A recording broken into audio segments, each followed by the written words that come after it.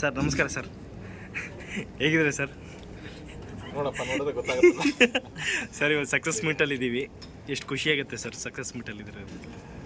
Brother, ಅದೇ ಹೇಳಿದ್ರಲ್ಲ, ಒಂದು ಸಕ್ಸಸ್ ಅಂತಂದರೆ ಅದು ಒಂದು ವ್ಯಕ್ತಿಯ ಜರ್ನಿ ಆಗಲ್ಲ, ಅದು ಒಂದು ಇಡೀ ತಂಡದ ಶ್ರಮ, ಅದ್ರ ಹಿಂದೆ ಕೆಲಸ ಮಾಡಿದವ್ರದ್ದು ಇಡೀ ಶ್ರಮ, ಅದರಿಂದ ಉಪಯೋಗ ಆಗುವಂಥ ಎಷ್ಟೋ ಕುಟುಂಬಗಳು. ಸೊ ಅದು ಚಿತ್ರರಂಗ, ನಾನು ನನ್ನ ಇಂಡಸ್ಟ್ರಿ ಬಗ್ಗೆ ಮಾತಾಡ್ತೀನಿ. ಅದು ಒಂದು ನಿರ್ಮಾಪಕರಿಂದ ಹಿಡಿದು ಥಿಯೇಟರ್ ಹೊರಗಡೆ ಏನೋ ಈ ಕಡಲೆ ಬೀಜ ಮಾಡ್ತಿರ್ತಾರೆ, ಕ್ಯಾಂಟೀನ್ ನಡೆಸಿರ್ತಾರೆ, ಆಟೋ ಡ್ರೈವರ್ಸು, ಇಲ್ಲಿವರೆಗೂ ಡಿವೈಡ್ ಆಗುತ್ತೆ ಬರ್ತಾರೆ. ಸಿನಿಮಾ ಜನ ಬಂದರು ಅಂದರೆ ಅಷ್ಟು ದೊಡ್ಡ ಚೈನ್ ಸರ್ಕಲ್ ಅದು. ಸೊ ಒಂದು ಸಕ್ಸಸ್ಸು ನಾನು ಇವತ್ತು ಯಾವುದೋ ನಿಮ್ಮ ಚಾನಲ್ ಯಾವುದೋ ನೋಡ್ತಾ ಇದ್ದೆ, ಪಾರ್ಕಿಂಗ್ ಫುಲ್ ಆದರೆ ಅಲ್ಲಿ ಒಂದಷ್ಟು ಜನಕ್ಕೆ ಸಂಬಳ ಆಗುತ್ತೆ ಸರ್ ಅಂತ ಹೇಳ್ತಾರೆ. ಸರ್ ಇದಕ್ಕಿಂತ ಇನ್ನೇನು ಬೇಕು ಹೇಳಿ? So we are all very happy. Okay sir, ಇನ್ಮೇಲೆ ದರ್ಶನ್ ಸರ್ ವರ್ಷಕ್ಕೆ 2 ಸಿನಿಮಾ ಮಾಡ್ಬೋದಾ ಸರ್? ಎಕ್ಸ್ಪೆಕ್ಟ್ ಮಾಡ್ಬೋದಾ? ಆದರೆ ನೀವು ಹೇಳಿದ್ರಿ ಥಿಯೇಟರ್ಗಳು ಕಮ್ಮಿ ಫಿಲ್ ಆಗ್ತಿರೋದು, ಹೊಸಬ್ರುಗಳು ಸಿನಿಮಾ. ಸರ್ ಈ ವರ್ಷ ದರ್ಶನ್ ಸರ್ 2 ಸಿನಿಮಾ ಬಂತಲ್ಲ ಇವಾಗ, ಅಲ್ಲ ನೆಕ್ಸ್ಟ್ ನಾವು ಎಕ್ಸ್ಪೆಕ್ಟ್ ನಾವು ಬಂದ್ವಿ. ಅದೇ ಸರ್, ಎಲ್ಲರೂ ನಮ್ಗೆ ಯಾಕೆ ನೀವು ಡಿಸೆಂಬರ್ ಅಷ್ಟು ಅರ್ಜೆಂಟ್ ಬರ್ತಾ ಇದ್ದೀರಾ, ಆರಾಮಾಗಿದೆ, ಸಂಕ್ರಾಂತಿಗೆ ಬರ್ಬೋದು, ಇಲ್ಲ ರಿಪಬ್ಲಿಕ್ ಡೇಗೆ ಬರ್ಬೋದು ಅಂತೆಲ್ಲ ಹೇಳಿದಾಗ that was the decision by Darshan sir and Rockline sir. ಇಲ್ಲ ಬರೋಣ, ಒಂಚೂರು ನಮಗೇನು ಕಷ್ಟ ಆಗುತ್ತೆ, ಪಿಕ್ಚರ್ ರೆಡಿ ಮಾಡಿ ಪ್ರಮೋಷನ್ ಮಾಡಿ ಬರೋದು ಒಂಚೂರು ಕಷ್ಟ ಆಗುತ್ತೆ, ನಾವು ಕಷ್ಟಪಡೋಣ, ಬಟ್ ಈ ವರ್ಷನ ಬಿಟ್ಕೊಡೋದು ಬೇಡ. ಯಾಕಂದರೆ ನಮಗೆ ಪಿಕ್ಚರ್ ಮೇಲೆ ನಂಬಿಕೆ ಇದೆ. ನೀವು ಯಾವ ಇಂಟರ್ವ್ಯೂ ನೋಡಿದ್ರು ನಾವೆಲ್ಲೋ ಒಂದು ಕಡೆ ಪಿಕ್ಚರ್ ಮಾಡಿದ್ದೀವಿ, ಅದಿಲ್ಲ, ನಮ್ಗೆ ಶಿಯರ್ ಒಂದು ನಂಬಿಕೆ ಇತ್ತು. ಈ ಸಕ್ಸಸ್ಸು ಪಿಕ್ಚರ್ ಜನಕ್ಕೆ ಇಷ್ಟ ಆಗುತ್ತೆ ಅನ್ನೋ ನಂಬಿಕೆ ಇತ್ತು. ಸಕ್ಸಸ್ ಅದು ನನಗೆ ಗೊತ್ತಿಲ್ಲ, ಎಷ್ಟು ದೊಡ್ಡ ಮಟ್ಟಕ್ಕೆ ಹೋಗುತ್ತೆ ಅದು ನನಗೆ ಗೊತ್ತಿಲ್ಲ, ಬಟ್ ಜನಕ್ಕೆ ಇಷ್ಟ ಆಗುತ್ತೆ ಈ ಸಿನಿಮಾ ಅನ್ನೋದು ನಮ್ಮ ಇಡೀ ತಂಡವಾಗಿ ಎಲ್ಲರಿಗೂ ಗೊತ್ತಿತ್ತು. ಸೊ ಆ ನಿಟ್ಟಿನಲ್ಲಿ ನೋಡಿದಾಗ ದರ್ಶನ್ ಸರ್ 2 ಸಿನಿಮಾ ಅವ್ರಿಗೆ ಅಕಸ್ಮಾತ್ ಒಂದು ಆಪರ್ಚುನಿಟಿ ಸಿಕ್ಕರೆ 3 ಸಿನಿಮಾ ಬೇಕಾದ್ರೆ ಅವ್ರು 1 ವರ್ಷದಲ್ಲಿ ತರ್ತಾರೆ. ಅವ್ರು ಅದ್ರ ಬಗ್ಗೆ ಹೆದರೋದೇ ಇಲ್ಲ. ಆದರೆ ಏನು ಅಂದರೆ ನಾವು ಟೆಕ್ನಿಷಿಯನ್ಸ್ ಆಗಿ ಪಿಕ್ಚರ್ನ ಪ್ರಾಪರ್ ಪ್ಲ್ಯಾನಿಂಗ್ ಮಾಡಿಕೊಂಡು ಅದನ್ನು ಬೇಗ ಶೂಟ್ ಮಾಡಿ ಬೇಗ ಫಿನಿಷ್ ಮಾಡಿ, ನಾವು ಕ್ವಾಲಿಟಿ ವೈಸಲ್ಲೂ ಕಾಂಪ್ರಮೈಸ್ ಆಗ್ತೇನೆ, ಕಾಂಟೆಂಟ್ ವೈಸಲ್ಲೂ ಕಾಂಪ್ರಮೈಸ್ ಆಗಿದೆ. ಯಾಕಂದರೆ ಇವತ್ತೊಂದು ಸಿನಿಮಾ ಮೇಕಿಂಗು ಕರೆಕ್ಟಾಗಿ ಪ್ಲ್ಯಾನ್ ಮಾಡಿದ್ರೆ it is not like 3 years 4 years ಎಲ್ಲ ಬೇಕಾಗ. ಕೆಲವೊಂದು ಸಿನಿಮಾ ಬೇಕಾಗುತ್ತೆ, ಅಫ್ಕೋರ್ಸ್ ಕೆಲವೊಂದು ಸಿನಿಮಾಗಳು ನೀವು ಮಾಡಿದಾಗ ಅದಕ್ಕೆ ಪ್ರಿಪ್ರೇಷನ್ನು ಇನ್ನೊಂದು ಅಥವಾ ಶೂಟಿಂಗ್ ಟೈಮು ಸ್ವಲ್ಪ ಟೈಮ್ ಆಗುತ್ತೆ. But otherwise we can always do it in a Quikr way. So ಆ ನಿಟ್ಟಿನಲ್ಲಿ ಆ ಥರ ಟೆಕ್ನಿಷಿಯನ್ಸ್ ನಾವೆಲ್ಲ ಸಪೋರ್ಟ್ ಮಾಡಿದ್ರೆ ದರ್ಶನ್ ಸರ್ದು 2 ಫಿಲಮ್ ಅಂತೂ ಮಿನಿಮಮ್ ಬರೋ ಪ್ರಯತ್ನ ಅಂತ ಪಡ್ಬೋದು. ಸರ್ ಮುಂದಿನ ವಾರ ಓವರ್ಸೀಸಲ್ಲಿ ರಿಲೀಸ್ ಆಗ್ತಿದೆ, ಅದ್ರ ಬಗ್ಗೆ ಹೇಳೋದಾದ್ರೆ ಸರ್? ಅದೇ ಸರ್, ಇವಾಗ ಅವ್ರು ಫಸ್ಟೇ ಬಿಫೋರ್ ಟ್ರೈಲರ್ ರಿಲೀಸ್ ಆದಾಗಲೇ ಬಂದು ಮಾತುಕತೆ ನಡೆದಿತ್ತು. ಬಟ್ ರಾಕ್ಲೈನ್ ಸರ್ ಅದೆಲ್ಲ ಆನ್ ಹೋಲ್ಡ್ ಇಟ್ಟಿದ್ರು, 1 ವಾರ ಆದಮೇಲೆ ರಿಲೀಸ್ ಮಾಡಬೇಕಿಲ್ಲ ಅಂತ ಅಂದ್ಬಿಟ್ಟು. ಯಾಕಂದರೆ ಓವರ್ಸೀಸಲ್ಲಿ ಸ್ವಲ್ಪ ಈ ಪೈರಸಿ ಅದು ಇದೆಲ್ಲ ಸ್ವಲ್ಪ ಇಶ್ಯೂಸ್ ಜಾಸ್ತಿ ಇರೋದಕ್ಕೋಸ್ಕರ 1 ವಾರ ಹೋಲ್ಡ್ ಮಾಡಿಸಿದ್ದು ಅದನ್ನು. ಸೊ ಇವಾಗ 4th 5th 6th UAE ಆಗಿರ್ಬೋದು, ಕೆನಡಾ ಆಗಿರ್ಬೋದು, USA ಆಗಿರ್ಬೋದು, ಎಲ್ಲ ಕಡೆನೂ ರಿಲೀಸ್ ಆಗ್ತದೆ. ಎಲ್ಲ ಕಂಟ್ರಿನಲ್ಲೂ ಸಪ್ರೇಟ್ ಸೆನ್ಸಾರ್ ಆಗಬೇಕು ಫಿಲಮ್ಸು. ಸೊ ಇವಾಗ ನ್ಯೂ ಇಯರು ಇದೆಲ್ಲ ರಜೆಗಳಿರೋದ್ರಿಂದ ಸೊ ಯಾವ್ಯಾವ ಸೆನ್ಸಾರ್ ಡೇಟ್ ಸಿಗುತ್ತೆ ಅದು ಮಾಡ್ತಾ ಡೇಟ್ ಅನೌನ್ಸ್ ಮಾಡ್ತಾ ಹೋಗ್ತಾರೆ. Far as of now UAE, Canada and USA ಮಾತ್ರ 4th ಅನೌನ್ಸ್ಮೆಂಟ್ಸ್ ಆಗಿದೆ. ಸರ್ ದರ್ಶನ್ ಸರ್ ಅಂದರು ಹಳೆ ಡೈರೆಕ್ಟರ್ ಸರ್ ಜೊತೆಗೆ ಒಂದು 4-5 ಸಿನಿಮಾ ಪರ್ಟಿಕ್ಯುಲರ್ ಮಾಡ್ತೀನಿ, ನಿಮ್ಮ ಜೊತೆಗೆ ಪರ್ಟಿಕ್ಯುಲರ್ ಈ ಸಿನಿಮಾ ಮಾಡ್ತಾರೆ ಅಂತ ಒಪ್ಕೊಂಡಿದ್ದಾರೆ ಸರ್?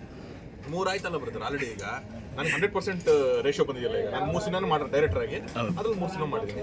ಬಟ್ ಅವ್ರು ಹೇಳ್ತಾರೋ ಪ್ರಕಾರ ತರುಣ್ ಮೇಲೆ ಜಾಸ್ತಿ ಲವ್, ಅದಕ್ಕೆ ಫಿಲಮ್ ಮಾಡ್ತೀನಿ ಅಂತ ಅಲ್ಲದೆ ಈ ಥರ ಹಲವಾರು ಮಾಡಿದ್ದೀನಿ ನಾನು ಕಾಂಬಿನೇಷನ್ಸ್, ರಿಪೀಟ್ ಡೈರೆಕ್ಟರ್ಸ್ ಅಂತ ಅವ್ರು ಹಲವಾರು ಮಾಡಿದ್ದೀವಿ ಅಂತ ಅವ್ರು ಹೇಳಿದ್ದಾರೆ.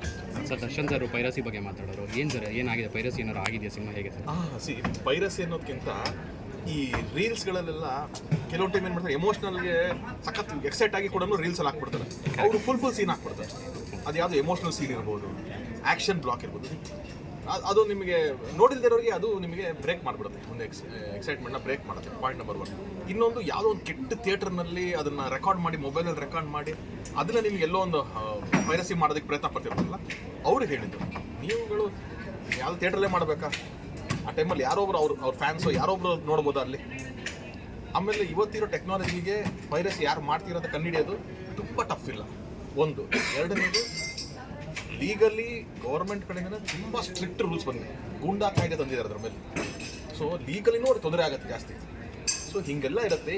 ಏನಕ್ಕೆ ನಿಮ್ಮ ಲೈಫ್ನ ಹಾಳು ಮಾಡ್ಕೊತೀರಾ? ಇದೇನೋ ನಿಮ್ಮ ಒಂದು ಶೋಕಿಗೆ ಹಿಂಗೆ ಮಾಡೋಕ್ಕೆ ಹೋಗಿ ನೀವೇನೋ ಮಾಡೋದ್ರಿಂದ ನಿಮ್ಮ ಇಡೀ ಕುಟುಂಬ ಸಫರ್ ಆಗುತ್ತೆ ನಾಳೆ. ಸೊ ಅವ್ರು ಯಾವಾಗ ದರ್ಶನ್ ಸರ್ ಅದನ್ನೇ ಹೇಳೋದು, ಅವ್ರು ಸೆಲೆಬ್ರಿಟೀಸ್ಗಾದರೂ ಅದೇ ಹೇಳ್ತಾರೆ, ಅಪ್ಪ ನೀವು ನನ್ನ ಗಾಡಿ ಹೋಗ್ಬೇಕಾದ್ರೆ ನೀವು ಯಾಕೆ ಚೇಸ್ ಮಾಡಬೇಡಿ ಅಂತೀನಿ ಅಂದರೆ, ಏನೋ ಹೆಚ್ಚು ಕಡಿಮೆ ಅಂದರೆ ನಿಮ್ಮ ಮನೆಯಲ್ಲಿ ಕಾಯ್ತಾ ಇದ್ದಾರೆ ರೀ ಅಂತ ಅವ್ರಿಗೆ ಆ ಕನ್ಸರ್ನ್. ನೀನು ಪೈರಸಿ ನೀನು ಮಾಡ್ತಿರ್ಬೋದು, ನಿನ್ನೇನೋ ಶೋಕಿಗೆ ಮಾಡ್ಕೊತಾ ಇದೆಯಾ, ಬಟ್ ಏನೋ ನಿಮಗೆ ನಾಳೆ ಲೀಗಲಿ ಪ್ರಾಬ್ಲಮ್ ಆಯಿತು, ನಿನ್ನ ಕರ್ಕೊಂಡು ಒಳಗಡೆ ಹಾಕಿದ್ರು 14-15 ವರ್ಷ ಅಂತಂದರೆ ಫ್ಯಾಮಿಲಿ ಏನು ಸಫರ್ ಮಾಡೋದು? ಅದರಿಂದ ಏನು? ಸೊ ಇದೆಲ್ಲ ತಲೆ ಇಟ್ಕೊಂಡು ಅವರು ಮಾಡಬೇಡಿ ಅಂತ ಹೇಳ್ತಾರೆ ಸರ್. ಅದು ಈ ಸಿನಿಮಾಗಂತಲ್ಲ ಸರ್, ಯಾವ ಸಿನಿಮಾಗಾದ್ರೂ ಮಾಡ್ಬೋದು ಸರ್. ಇವಾಗ 3 ದಿವಸಕ್ಕೆ 60 ಕೋಟಿ ಕಲೆಕ್ಷನ್ ಆಗಿದೆ. ಎಕ್ಸಾಕ್ಟ್ ಏನಾದರೂ ನಿಮಗೆ ಗೊತ್ತಾ ಸರ್? ಅದ್ರ ಮೇಲೆ ಆಗಿದೆಯಾ ಸರ್? ಏನು ಗೊತ್ತಾ, ಗೊತ್ತಿದ್ದಿದ್ದೇನೋ ನಂಬರ್ಸ್ನ ಹೇಳೋಕ್ಕಾಗಲ್ಲ ಸರ್. ಇಟ್ಸ್ ಆಲ್ ಕಾಂಪ್ಲಿಕೇಶನ್ಸ್ ಇರುತ್ತೆ, ಅದು ಫಿನಾನ್ಷಿಯಲ್ ಸರ್, ಪ್ರೊಡ್ಯೂಸರ್ಗೆ ಗೊತ್ತಿರುತ್ತೆ ಆ್ಯಂಡ್ ಅದಕ್ಕೆ ರಿಲೇಟೆಡ್ ಸಮಥಿಂಗ್ ಇರುತ್ತೆ. ನಾವು ಅದು ಯಾವುದನ್ನು ಅಫಿಷಿಯಲ್ ನಾನೇನು ಹೇಳೋಕ್ಕಾಗಲ್ಲ. ಸರ್ ಕೊನೆಯದಾಗಿ ದರ್ಶನ್ ಫ್ಯಾನ್ಸ್ಗೆ ನೀವೇನು ಹೇಳ್ತೀರಿ? ಲಾಸ್ಟ್ ಆಡ್ತಾರೆ, ನಾನು ಕೈ ಎತ್ತಿ ನಮಸ್ಕಾರ ಮಾಡಿ ಎಲ್ಲರಿಗೂ ಥ್ಯಾಂಕ್ ಯು ಹೇಳ್ಬೋದಷ್ಟೇ. ಅದು ಬಿಟ್ಟರೆ ಏನೇನಿಲ್ಲ. ಅಟ್ಮೋಸ್ಟ್ ಲವ್ ತೋರಿಸ್ತಾ ಇದ್ದಾರೆ, ಅಟ್ಮೋಸ್ಟ್ ಎಮೋಷನಲಿ ಕನೆಕ್ಟ್ ಆಗಿದೆ ಪಿಕ್ಚರ್ಗೆ. ನಂಗೆ ಸಿಗ್ದೆಲ್ಲ ಥ್ಯಾಂಕ್ಸ್ ಹೇಳ್ತಾರಪ್ಪ, ನಾನು ಥ್ಯಾಂಕ್ಸ್ ಹೇಳ್ತೀನಿ ನಿಮ್ಮೆಲ್ಲರೂ. ನೀವು ಈ ಎನರ್ಜಿ ಕೊಟ್ಟಿದ್ದು ನನಗೆ. ರಾಬರ್ಟ್ ಆಗಿ ಅಲ್ಲಿಂದ ಕಾಟೇರ ಬರೋ ತನಕ ನನಗೆ ಎನರ್ಜಿಯಾಗಿ ನಿಂತಿದ್ದೆ ನೀವು. ರಾಬರ್ಟಲ್ಲಿ ನಿಮ್ಗೆ ಏನು ಇಷ್ಟ ಆಗಿತ್ತು, ಏನು ಇಷ್ಟ ಆಗಿರಲಿಲ್ಲ, ಅದನ್ನೆಲ್ಲ ಅನಲೈಸ್ ಮಾಡಿದೆ ನಾನು. ನಿಮ್ಮ ಜಾಗದಲ್ಲಿ ನಿಂತ್ಕೊಂಡು ನಾನು ನೋಡಿದ್ದೀನಿ, ಓಕೆ ಬಾಸ್ ನಾನು ಹೆಂಗೆ ತೋರಿಸ್ಬೋದು, ಏನು ಬೆಟರ್ ಮಾಡ್ಬೋದು ಅನ್ನೋ ಒಂದು ಪ್ರಯತ್ನನೇ ರಾಬರ್ಟಿಂದ ಕಾಟೇರ. ಸೊ ಇನ್ನೂ ಮುಂದೆನೂ ಇನ್ನೂ ಬೆಟರ್ ಮಾಡಿಕೊಂಡು ಇನ್ನೂ ಡೆವಲಪ್ ಮಾಡಿಕೊಂಡು ನನ್ನ ಕೈಲಿ ಏನಾಗುತ್ತೆ ಅದು ಮಾಡ್ಕೊಂಡು ಹೋಗ್ತೀನಿ. ಬಟ್ ಈ ಪ್ರೀತಿ ತೋರಿಸೋದಕ್ಕೆ ಎಲ್ಲರಿಗೂ ಥ್ಯಾಂಕ್ ಯು. ಸರ್ ಕೊನೆಯದು ಇನ್ನೊಂದು ರಾಬರ್ಟಲ್ಲಿ ಒಂದು ಡೈಲಾಗ್ ಇತ್ತು, ಅದೇ ಥರ ಈ ಸಿನಿಮಾದಲ್ಲಿ ಕಂಟಿನ್ಯೂ ಮಾಡಿದ್ದೀರಾ. ಅದು ಯಾವ ಪ್ಲ್ಯಾನ್ ಸರ್? ಅದೇ ಅಣ್ಣವ್ರ ಡೈಲಾಗು, ಅದು ನಿಮ್ಮ ಪ್ಲ್ಯಾನ ಇಲ್ಲ ದರ್ಶನ್ ಸರ್ ಪ್ಲ್ಯಾನ್? ಇಲ್ಲ ಅದೇ ಹೇಳಿದೆ ನಿಮ್ಗೆ, ಅಲ್ಲೂ ಅದೇ ಹೇಳಿದೆ ನಾನು ನಿಮಗೆ.